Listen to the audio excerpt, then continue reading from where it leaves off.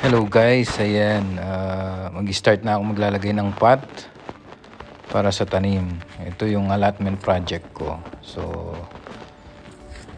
simula ng maglagay ng pot yan. Yan ang mga nakolekta kong mga water bottle na talagang empty. Kinuha ko yan sa isang construction para magawan na lang ng parang pinakapaso nila. Ayan. Isasabit ko muna sila pero lalagyan ko muna siya ng basement para kahit pa paano i-screw ko yan sa wall pero at the same time may salo siya. Ayan. Winter time na dito, autumn na, nag-change na ng time. So first day of winter time last Sunday. Yan, Saturday night. Ngayon medyo maganda yung weather. O yan, time lapse ko na lang. Dito guys, mas marami yung kung gusto mo lang magkolekta ng mga recycle para magamit mo, marami kang makikita at makukuha. So, kumukuha lang ako sa marketplace na libre lang na instead na tatapon nila. So, kukolektahan mo lang. Yan.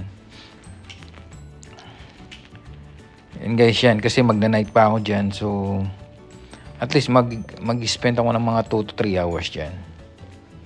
Ayan, ini-screw ko na isa-isa. So, may screw yan in between sa wall.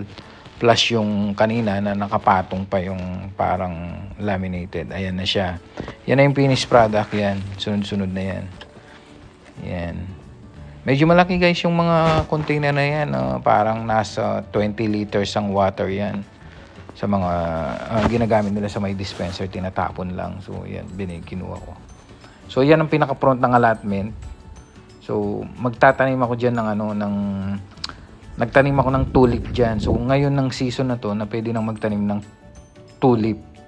Tapos ready na sila sa springtime. Sabi, yung kinuha kong tulip yan, parang tumataas siya ng at least 3 to 4 feet. So, at least kahit papano, pag tumubo yan, hopefully tutubo, medyo may privacy pag nasa labas. Maganda pa siyang tingnan na hindi gaanong kita yung sa loob. As much as possible kasi gusto kong magkaroon ng privacy. Hindi gaanong kita yan. From there, hopefully tutubo siya ng 3 to 4 feet. Kasi sabi tall tulips yung linagay ko dyan. So ang color niya, ang expect kong color dyan, red at saka pink. Parang fuchsia pink na siya yung bulaklak niya. Ayan.